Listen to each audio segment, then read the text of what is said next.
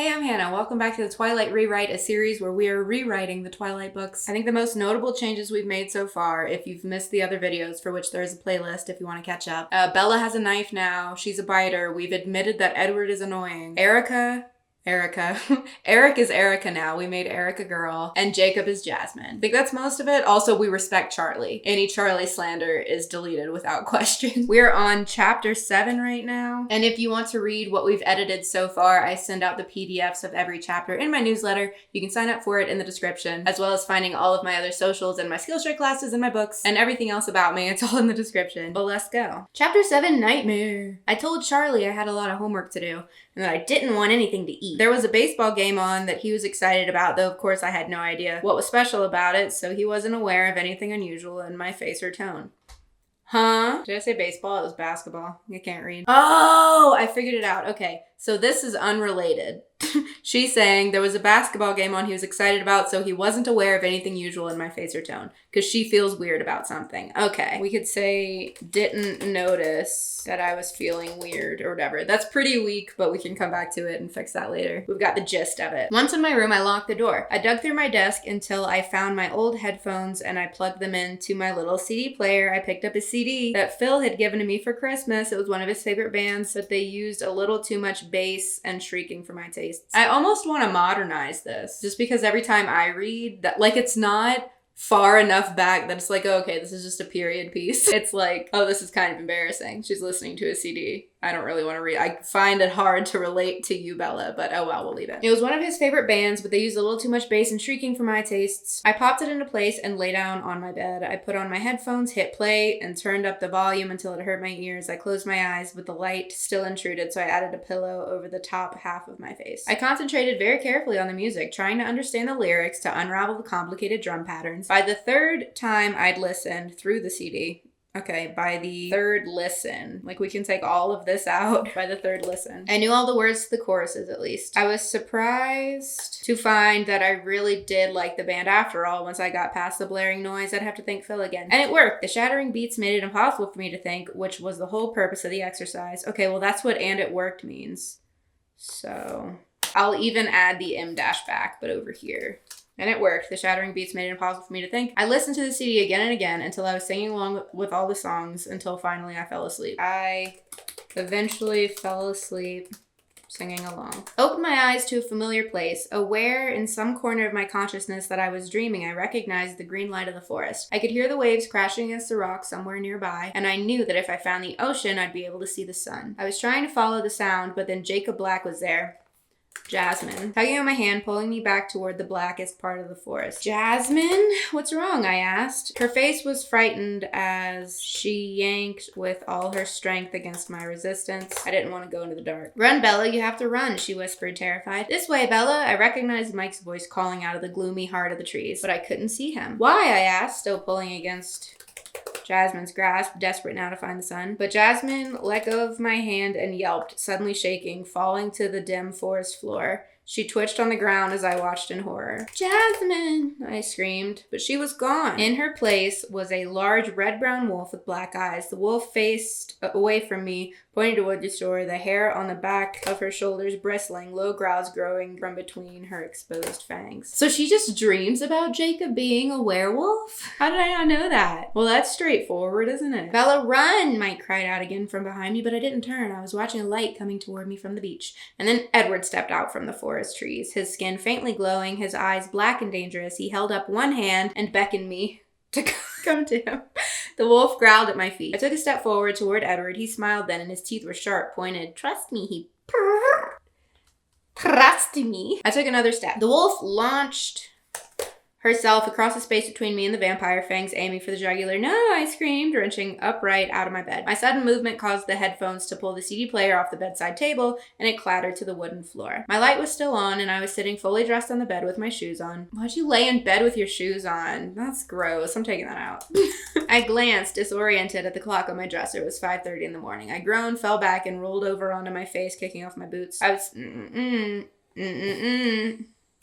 We're not putting our shoes on the bed. I was too uncomfortable to get anywhere near sleep throw. I rolled back over and unbuttoned my You fell asleep in jeans! Yanking them off awkwardly as I tried to stay horizontal. I could feel the braid in my hair, an uncomfortable ridge along the back of my skull. I turned on my side and ripped the rubber band out, quickly combing through the plaits with my fingers. I pulled the pillow back over my eyes. It was all no use, of course. My subconscious had dredged up exactly the images I'd been trying so desperately to avoid. I was gonna have to face them now. I sat up and my head spun for a minute as the blood flowed downward. Huh? First things first, I thought to myself, happy to put it off as long as possible. I grabbed my bathroom bag. The shower didn't last nearly as long as I hoped it would, though. Even taking the time to blow dry my hair, I was soon out of things to do in the bathroom. Wrapped in a towel, I crossed back to my room. I couldn't tell if Charlie was still asleep or if he had already left. I went to look out my window and the cruiser was gone. Fishing again. I dressed slowly in my most comfy sweatpants. Comfiest. And then made my bed, something I never did. I couldn't put it off any longer. I went to my desk and she about to Google vampires. And switched on my old computer. I hated using the internet here. My modem was sadly outdated. My free service, substandard free. Just dialing up took so long that I decided to go get myself a bowl of cereal while I waited. I ate slowly, chewing each bite with care. When I was done, I washed the bowl and spoon, dried them and put them away. My feet dragged as I climbed the stairs. I went to my CD player first, picking it up off the floor and placing it precisely in the center of the table. I pulled out the headphones and put them away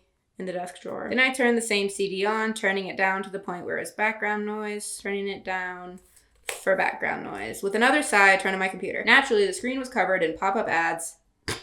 I sat in my hard folding chair and began closing all the little windows. Eventually, I made it to my favorite search engine. I shot down a few more pop-ups, typed in one word. Vampire. It took an infuriatingly long time, of course. When the results came up, there was a lot to sift through. Everything from movies and TV shows to role-playing games, underground metal, and gothic cosmetic companies. Then I found a promising site, Vampires A through Z. I'm gonna make that a hyphen. I've waited impatiently for it to load, quickly clicking closed each ad that flashed across the screen. Jesus! I can't take this anymore. I'm taking that one out. Finally, the screen was finished. Simple white background with black text, academic looking. 2 quotes greeted me on the homepage. A reverend? Okay. Throughout the vast, shadowy world of ghosts and demons. Why are there no commas in this? There is no figure so terrible, no figure so dreadful and abhorred, yet dight as the vampire, who is himself neither ghost nor demon, but yet who partakes the dark natures and possesses the mysterious and terrible qualities of both. Reverend Montague Summers. If there is in this world a well-attested account, it is that of the vampires. Are these real quotes? Nothing is lacking. Official reports, affidavits of well-known people, of surgeons, of priests, of magistrates. The judicial proof is most complete, and with all that, who is there who believes in vampires? The rest of the site was an alphabetized listing of all the different myths of vampires held throughout the world. The first I clicked on, the Danag, was a Filipino vampire supposedly responsible for planting taro on the island's longer the route. The myth continued that the Danag worked with humans for many years, but the partnership ended one day when a woman cut her finger and a Danag sucked her wound, enjoying the taste so much that it drained her body completely of blood. I read carefully through the descriptions, looking for anything that sounded familiar, let alone plausible. It seemed that most vampire myths centered around beautiful women as demons and children as victims. They also seemed like constructs created to explain away the high mortality rates for young children and to give men an excuse for infidelity. Many of the stories involved bodiless spirits and warnings against improper burials. There wasn't much that sounded like the movies I'd seen, and only a very few like the Hebrew Estri and the Polish Upier? Upier? Isn't that what they call the vampires in Hemlock Grove? Upier, who were even preoccupied with drinking blood. Only 3 entries really caught my attention. The Romanian Veracolici, celery, a powerful undead being who could appear as a beautiful pale-skinned human. Nalapsi, a creature so strong and fast it could massacre an entire village in the single hour after midnight. And one other, the Stragoni Benefici? About this last, there was only one brief sentence. Stragoni Benefici, an Italian vampire said to be on the side of goodness and a mortal enemy of all evil vampires. I don't like that she finds this information so quickly and that it seems to be accurate. I have an idea for a solution and I'll see if I can fit it in later. Overall though, there was little that coincided with Jacob's stories or my own observations. I'd made a little catalog in my mind as I'd read and carefully compared it with each myth. Speed, strength, beauty, pale skin, eyes that shift color, and then Jacob's criteria, blood drinkers, enemy of the werewolf, cold skin, and immortal. There were very few myths that matched even one factor. Wait, she knew that they were cold skinned too, because didn't she touch him in the car and she was like, ew. And then another problem, one one that I'd remembered from the small number of scary movies that I'd seen and was backed up by today's reading. Vampires couldn't come out in the daytime. The sun would burn them to a cinder. They slept in coffins all day and came out only at night. Aggravated, I snapped off the computer's main power switch,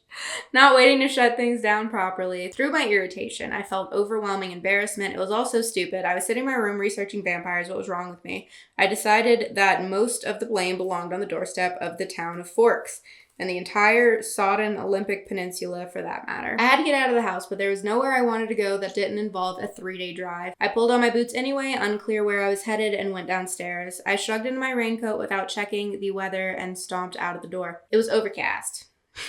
I'ma whoop the devil. But not raining yet. I ignored my truck and started east on foot, angling toward Charlie's yard toward the ever-encroaching forest. It didn't take long till I was deep enough for the house and the road to be invisible, for the only sound to be the squish of the damp earth under my feet and the sudden cries of jays. I feel like we haven't seen Edward in so many chapters, but maybe I'm wrong. There was a thin ribbon of a trail that led through the forest here, or I wouldn't risk wandering on my own like this. My sense of direction was hopeless. I could get lost in much less helpful surroundings. The trail wound deeper and deeper into the forest, mostly east as far as I could tell. It snaked through the Sitka spruces and the hemlocks, the yews and the maples. Those are trees. I only vaguely knew the names of the trees around me, and all I knew was due to Charlie pointing them out to me from the cruiser window in earlier days. Well, it wasn't in the future, was it, Bella? There were so many I didn't know, and others I couldn't be sure about because they were so covered in green parasites. I followed the trail as long as my anger at myself pushed me forward.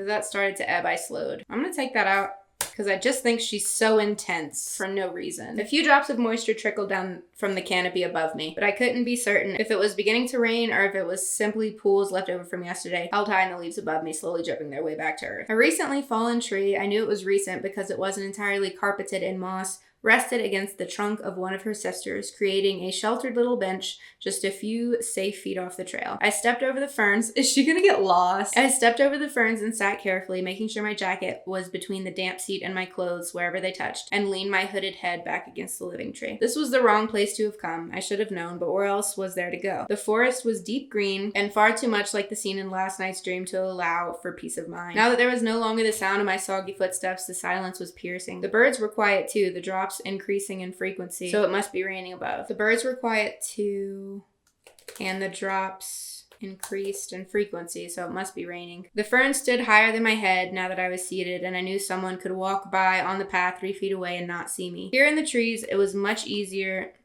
to believe the absurdities that embarrassed me indoors. Nothing had changed in this forest for thousands of years, and all the myths and legends of 100 different lands seemed much more likely in this green haze. I'll say in the green haze than they had in my clear-cut bedroom. I forced myself to focus on the 2 most vital questions I had to answer, but I did so unwillingly. First, I had to decide if it was possible that what Jacob had said about the Cullens could be true. Immediately, my mind responded with a resounding negative. It was silly and morbid to entertain such ridiculous notions. But what then? I asked myself. There was no rational explanation for how I was alive at this moment. I listed again in my head the things I'd observed myself. The impossible speed and strength, the eye color shifting from black to gold and back again, the inhuman beauty, the pale frigid skin, and more. Small things that registered slowly. How they never seemed to eat, the disturbing grace with which they moved. And the way he sometimes spoke? He, maybe? And the way he sometimes spoke. I'm gonna make this a new paragraph just because it's going a little long. And the way he sometimes spoke, with unfamiliar cadences and phrases that better fit the style of a turn-of-the-century novel than that of a 21st century classroom. He had skipped class the day we'd done blood typing. He hadn't said no to the beach trip till he heard where we were going. He seemed to know what everyone around him was thinking, except me. He had told me he was the villain. Dangerous. Could the Cullens be vampires? This is all a little doofy, but I can't think of a less doofy way to do it. But what I was thinking is if she needs to research more information on vampires. In the last video on this, I made Lauren pull out a book in the van on their way back from La Push. And I think I'm gonna make Lauren some kind of mythology nerd, and then she'll have to make friends with Lauren in order to get more information. So that's my plan for giving Lauren something to do. Well, there was something outside the possibility of rational justification was taking place in front of my incredulous eyes. I'm taking that out. Whether it be Jacob's cold ones or my own superhero theory, I think I'm gonna make cold ones capitalized because it just sounded like Jacob's getting a beer after work. Oh wait, not Jacob. Who? Jasmine. Did I miss some Jacobs? Probably. Yeah, it might be. Jasmine's. Can't believe I did that to us. For my own superhero theory, Edward Cullen was not ... human. He was something more. So then maybe that would have to be my answer for now.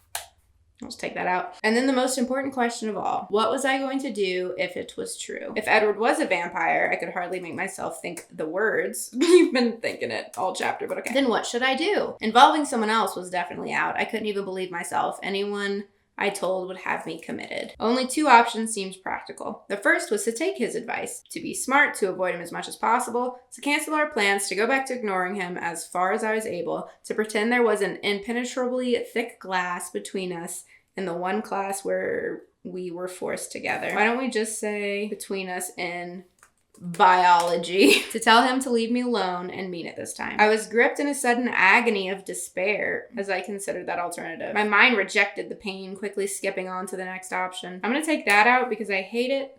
We could say like, or I could do nothing. After all, if he was something sinister, he'd have done something to hurt me so far. In fact, I would be a dent in Tyler's fender if he hadn't acted so quickly. So quickly, I argued with myself that it might have been sheer reflexes, but if it was a reflex to save lives, how bad could he be? I retorted. Ew.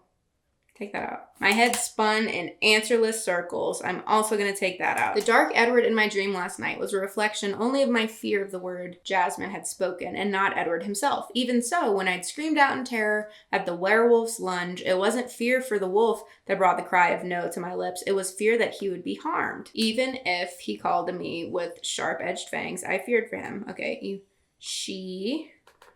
her. And I knew in that I had my answer. Shut up. And that was my answer. What does she have against people being able to read sentences on the first try? I didn't know if there was ever a choice. If there ever was a choice. What? Didn't know if there ever was. I was already in too deep. Why don't we say I don't know if there was ever a choice? I was already in too deep. Now that I knew, if I knew, I could do nothing about my frightening secret. Because when I thought of him, of his voice, his hypnotic eyes, the magnetic force of his personality, I wanted nothing more than to be with him right now.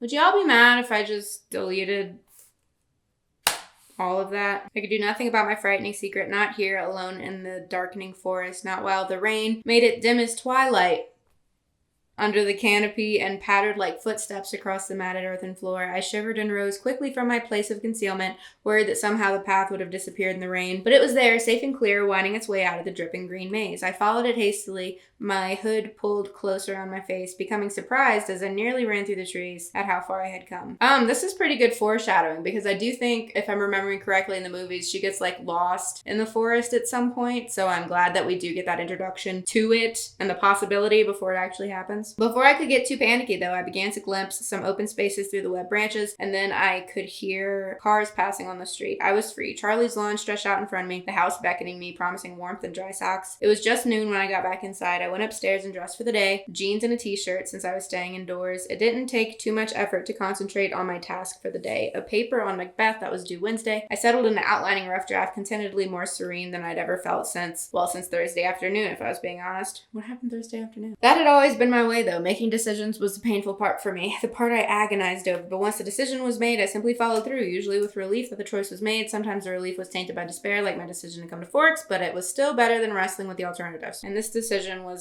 ridiculously easy to live with. Is it just me, or is this going on for way too long? And so the day was quiet, productive. I finished my paper before 8. Let's put quiet and productive. I'm going to take out and so. Charlie came home with a large catch, and I made a mental note to pick up a book of recipes for fish while I was in Seattle next week. The chills that flashed up my spine whenever I thought of that trip were no different than the ones I felt when I'd taken my walk with Jasmine Black. They should be different, I thought. I should be afraid. I knew I should be, but I couldn't feel the right kind of fear. What does that mean, babe? I'm gonna take that out. I slept dreamlessly that night, exhausted from beginning my day so early and sleeping so poorly the night before. I woke for the second time since arriving in Forks to the bright yellow light of a sunny day. I skipped to the window, stunned to see that there was hardly a cloud in the sky, and those there were just fleecy little white puffs that couldn't possibly be carrying any rain. Should be a new paragraph. I opened the window, surprised when it opened silently without sticking, not having opened it. What? Why don't we just write a sentence instead of putting 17 clauses together? I opened the window and was surprised when it slid easily and quietly since it hasn't been opened in who knows how many years. Sai, are you good? What's going on? All right. I sucked in the relatively dry air. Okay, I sucked in dry air. It was nearly warm and hardly windy at all. My blood was electric in my veins. Charlie was finishing breakfast when I came downstairs, and he picked up on my mood immediately. Nice day out, he commented. Yes, I agreed with a grin. He smiled back, his brown eyes crinkling around the edges. I love Charlie. When Charlie smiled, it was easier to see why he and my mother had jumped too quickly into an early marriage. Do you want to f*** your dad? Most of the young romantic he'd been in those days had faded before I'd known him, as the curly brown hair, the same color, if not the same texture as my... God damn it. I'm just gonna take that out. We know that your hair is brown. Most of the young romantic he'd been in those days had faded before I'd known him, as the curly brown hair had dwindled, slowly revealing more and more of the shiny skin on his forehead. But when he smiled, I could see a little of the man who had run away with Renee when she was just 2 years older than I was now. Whew. I ate breakfast cheerily, watching the dust motes stirring in the sunlight that streamed in the back window. Charlie called out a goodbye, and I heard the cruiser pull away from the house. I hesitated on my way out of the door, hand on my rain jacket. It would be tempting fate to leave it home. With a sigh, I folded it over my arm and stepped out into the brightest light I'd seen in months. By dint of much elbow grease, I was able to get both windows in the truck almost completely rolled down. I was one of the first ones to school. I hadn't even checked the clock in my hurry to get outside. I parked and headed toward the seldom used picnic benches on the south side of the cafeteria. The benches were still a little damp, so I sat on my jacket, glad to have a use for it. My homework was done, the product of a slow social life, but there were a few trig problems I wasn't sure I had right. I took out my book industriously, but halfway through rechecking the first problem, I was daydreaming. There should be a comma here. Watching the sunlight play on the red-barked trees. I sketched inattentively along the margins of my homework. After a few minutes, I suddenly realized I'd drawn 5 pairs of dark eyes staring out of the page at me. I scrubbed them out with the eraser. Bella! I heard someone call. It sounded like Mike. I looked around and realized that the school had become populated while I'd been sitting there absent-minded. Everyone was in t-shirts, some even in shorts, though the temperature couldn't be over 60. Mike was coming toward me in khaki shorts and a striped rugby shirt, waving. Hey, Mike, I called, waving back, unable to be half-hearted on a morning like this. He came to sit by me, the tidy spikes of his hair. I always forget what Mike looks like. Tidy spikes of his hair shining golden in the light, his grin stretching across his face. He was so delighted to see me, I couldn't help but feel gratified. Chillax. I never noticed before. Your hair has red in it, he commented, catching between his fingers a strand that was fluttering in the light breeze. Mike, don't touch me. Only in the sun. I became a little uncomfortable as he tucked the lock behind my ear. Great day, isn't it? Don't touch her. My kind of day, I agreed. What did you do yesterday? His tone was a bit too proprietary. Why? I mostly worked on my essay. I didn't add that I was finished with it. No need to sound smug. He hit his forehead with the heel of his hand. Oh yeah, that's due Thursday, right? Wednesday, I think. Wednesday? He frowned. That's not good. What are you writing yours on? Whether Shakespeare's treatment of the female characters is misogynistic. He stared at me like I just spoke pig Latin. Okay. So boys are dumb and girls are shallow. That's it. That's every character. Unless they're Bella or a vampire. I guess I'll have to get to work on that tonight, he said, deflated. I was gonna ask if you wanted to go out. Oh, I was taken off guard. Why couldn't I ever have a pleasant conversation with Mike anymore without it getting awkward? Because Mike is a piece of shit. Well, if we could go to dinner or something, and I could work on it later, he smiled at me hopefully. Mike. I hated being put on the spot. I don't think it would be the best idea. His face fell. Why? He asked, his eyes guarded. My thoughts flickered to Edward, wondering if that's where his thoughts were as well. I think, and if you ever repeat what I'm saying right now, I will cheerfully beat you to death, I threatened, but I think it would hurt Jessica's feelings. He was bewildered, obviously not thinking in that direction at all. Jessica? Really, Mike, are you blind? Didn't they go to the dance together? Oh, he exhaled, clearly dazed. I took advantage of that to make my escape. It's time for class and I can't be late again. I gathered my books up. They got up. And stuff them in my bag. I'm also gonna make this in this paragraph. Okay. We walked in silence to building 3 and his expression was distracted. I hoped whatever thoughts he was immersed in were leading him in the right direction. When I saw Jessica and Trig, she was bubbling with enthusiasm. She, Angela, and Lauren were going to Port Angeles tonight to go dress shopping for the dance and she wanted me to come too. Even though I didn't need one, I was indecisive. It would be nice to get out of town with some girlfriends, but Lauren would be there. We can make friends with Lauren. And who knew what I could be doing tonight? But that was definitely the wrong path to let my mind wander down. Of course I was happy about the sunlight, but that wasn't completely responsible for the euphoric mood I was in, not even close. So I gave her a maybe, telling her I'd have to talk with Charlie first. She talked of nothing but the dance on the way to Spanish. As if without an Wait, what? She talked of nothing but the dance on the way to Spanish, continuing as if without an interruption. What? Continuing as if without an interruption when class finally ended 5 minutes late and we were on our way to lunch. This book is so hard to read. She talked of nothing but the dance on the way to Spanish. Got it. Continuing as if without an interruption when class finally ended 5 minutes. Okay, so she picked up on it right after class as if nothing had stopped. Okay. Immediately picking up where she left off as soon as class was over. Or we could say picking up immediately where she left off on our way to lunch. I was far too lost in my own frenzy of anticipation to notice much of what she said. I was painfully eager to not... I feel like I'm losing my mind. I was far too lost in my own frenzy of anticipation to notice much of what she said. I was painfully eager to see not just him, but all the Cullens, to compare them with the new suspicion that plagued my mind. God damn it, shut up! As I crossed the threshold of the cafeteria, I felt the first true tingle of fear slither down my spine and settle in my stomach. Would they be able to know what I was thinking? And then a different feeling jolted through me. Would Edward be waiting to sit with me again? I'm gonna take that out because I can't stand it. Okay. As was my routine, I glanced first toward the Cullens table. A shiver of panic trembled in my stomach when I realized it was empty. With dwindling hope, my eyes secured the rest of the cafeteria, hoping to find him alone waiting for me. The place was filled. Spanish had run late, but there was no sign of Edward or any of his family. Desolation hit me with crippling strength. That is so embarrassing. I shambled along behind Jessica, not bothering to pretend to listen anymore. We were late enough that everyone was already at our table. I avoided the empty chair next to Mike in favor of one by Angela. I vaguely noticed that Mike held the chair out politely for Jessica and that her face lit up in response. Angela asked a few quiet questions about the Macbeth paper, which I answered as naturally as I could while spiraling down with misery. She too invited me to go with them tonight, and I agreed now, grasping at anything to distract myself. I realized I'd been holding on to the last shred of hope when I entered biology, saw his empty seat, and felt a new wave of disappointment. The rest of the day passed slowly, dismally. In gym, we had a lecture on the rules of badminton, the next torture they had lined up for me. Correct me if I'm wrong. Those of you who went to school as a kid. Did you play so many sports in gym? Every single day they have a new sport. They've gone through all of it. Badminton? For everyone? Okay, anyway. But at least it meant I got to sit and listen instead of stumbling around on the court. The best part was the coach didn't finish, so I got another day off tomorrow. Never mind that the day after, they would arm me with a racket before unleashing me on the rest of the class. I was glad to leave campus, so I would be free to pout and mope after I went out tonight with Jessica and company. But right after I walked in the door of Charlie's house, Jessica called to cancel our plans. Why did she say of Charlie's house? Jessica called to cancel our plans. I tried to be happy that Mike had asked her out to dinner. I really was relieved that he finally seemed to be catching on, but my enthusiasm sounded false in my own ears. She rescheduled our shopping trip for tomorrow night. The next night. It's in past tense. You can't just say tomorrow. Okay. Which left me with little in the way of distractions. I had fish marinating for dinner with a salad and bread left over from the night before, so there was nothing to do there. I spent a focused half hour on homework, but then I was through with that too. I checked my email, reading the backlog of letters from my mother. Getting snippier as they progressed to the present, I sighed and typed a quick response. Mom, sorry, I've been out. I went to the beach with some friends and I had to write a paper. My excuses were fairly pathetic, so I gave up on that. It's sunny outside. I know, I'm shocked too, so I'm going to go outside and soak up as much vitamin D as I can. I love you, Bella.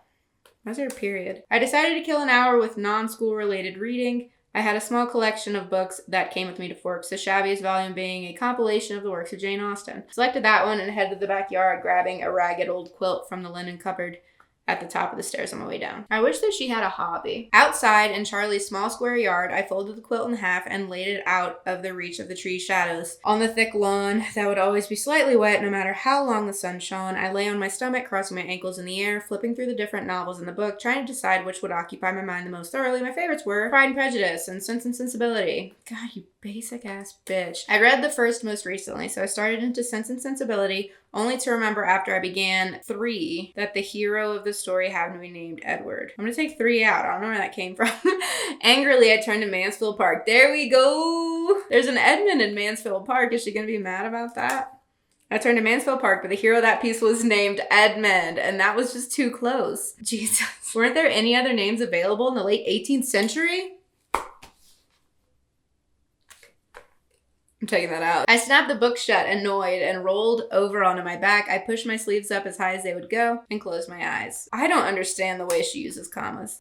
I would think of nothing but the warmth on my skin, I told myself severely. The breeze was still light, but it blew tendrils of my hair around my face, and that tickled a bit. I pulled on my hair over my head, letting it fan out on the quilt above me, and focused again on the heat that touched my eyelids, my cheekbones, my nose, my lips, my forearms, my neck, soaked through my light shirt. The next thing I was conscious of was the sound of Charlie's cruiser turning onto the bricks of the driveway. I sat up in surprise, realizing the light was gone behind the trees, and I had fallen asleep. I looked around, muddled with the sudden feeling that I wasn't alone. Well, yeah, Charlie just got home. Charlie? I asked, but I could hear his door slamming in front of the house. I jumped up, foolishly edgy, gathering my now damp quilt and my book, and ran inside to get some oil heating on the stove, realizing the dinner would be late. Charlie was hanging up his gun belt and stepping out of his boots when I came in. Sorry, Dad, dinner's not ready yet. I fell asleep outside. I stifled a yawn. Don't worry about it, he said. I wanted to catch the score of the game anyway. I watched TV with Charlie after dinner for something to do. Say just for something to do. There wasn't anything on I wanted to watch, but he knew I didn't like baseball, so he turned to some mindless sitcom that neither of us enjoyed. He seemed happy, though, to be doing something together, and it felt good despite my depression to make him happy. Felt good to make him happy. Dad, I said during a commercial, Jessica and Andrew, ooh, are you gonna lie? Are going to look at dresses for the dance tomorrow night. Okay, no, it's gonna be tomorrow night, never mind. And they wanted me to help them choose. Do you mind if I go with them? Jessica Stanley, he asked, and Angela Weber. I sighed as I gave him the details. He was confused. But you're not going to the dance, right? No, Dad, but I'm helping them find dresses. You know, giving them constructive criticism. I wouldn't have to explain this to a woman. Well, okay. He seemed to realize that he was out of his depth with the girly stuff. It's school night, though. We'll leave right after school so I can get back early. You'll be okay for dinner, right? He's an adult man. Bells, I fed myself for 17 years before you got here, he reminded me. I don't know how you survived, I muttered. Why? What's your beef with the way he eats, Bella? Then added more clearly, I'll leave some things for cold cut sandwiches in the fridge tonight, right on top. He's an adult. It was sunny again in the morning. I awakened with renewed hope that I grimly tried to suppress. I dressed for the warmer weather in a deep blue V-neck blouse, something I'd worn in the dead of winter in Phoenix. I had planned my arrival at school so that I barely had time to make it to class. With a sinking heart, I circled the full lot looking for a space, while also searching for the silver Volvo that was clearly not there. I parked in the last row and hurried to English, arriving breathless but subdued before the final bell. It was the same as yesterday. I just couldn't keep the little sprouts of hope budding in my mind, only have them squashed painfully as I searched the lunchroom in vain and sat at an empty biology table. I just don't think you need to hang out with him. Make another friend. The Port Angeles scheme was back on again for tonight and made all the more attractive by the fact that Lauren had other obligations. God, no, I want Lauren there. No. Lauren's gonna be there. So forget that. I was anxious to get out of town so I could stop glancing over my shoulder, hoping to see him appearing out of the blue. I'm just gonna say hoping to see him. I vowed to myself that I would be in a good mood tonight and not ruin Angela's or Jessica's enjoyment in the dress hunting, or Lauren's, I guess. Like, she can still hate Lauren, but they are going to be friends. Maybe I could do a little clothes shopping as well. I refused to think that I might be shopping alone in Seattle this weekend, no longer interested in the earlier arrangement. Surely he wouldn't cancel without at least telling me. After school, Jessica followed me home in her old white Mercury so that I could ditch my books and truck. I brushed through my hair quickly while I was inside. That just feels better. Feeling a slight lift of excitement as I contemplated getting out of Forks. I left a note for Charlie on the table explaining again where to find dinner. In the fridge. He's gonna find it in the fridge because he's a grown-up. I feel like I'm gonna say I almost left a note to remind Charlie where to find his dinner, but he's an adult. I still need to get used to living with a parent who can take care of themselves. Then I switched my scruffy wallet from my school bag to a purse I rarely used and ran out to join Jessica. We went to Angela's house next and she was waiting for us. My excitement increased exponentially, or we could do like, I even joined in the conversation much more than usual before we picked up Lauren and I fell silent again. But my excitement increased exponentially as we actually drove out of the town limits. Sick. So she and Lauren are gonna have an enemies to friends arc and it's gonna be adorable. I'm very excited. What do you think, huh? Do you like it so far? You're getting so much hair on that pillow, huh? It's okay. You're allowed. Okay, well, thanks for watching and thanks for subscribing and thank you for liking the video and leave me a comment on what you think about our changes so far. And thank you to all of my patrons. I'm gonna put their name somewhere. If you want to see more, like I said, I do have that playlist and I do send out the PDFs in my newsletter. So make sure that you subscribe to that for that and all kinds of other fun things and updates about projects, news that you put in letters. Anyway, see you next week. Bye.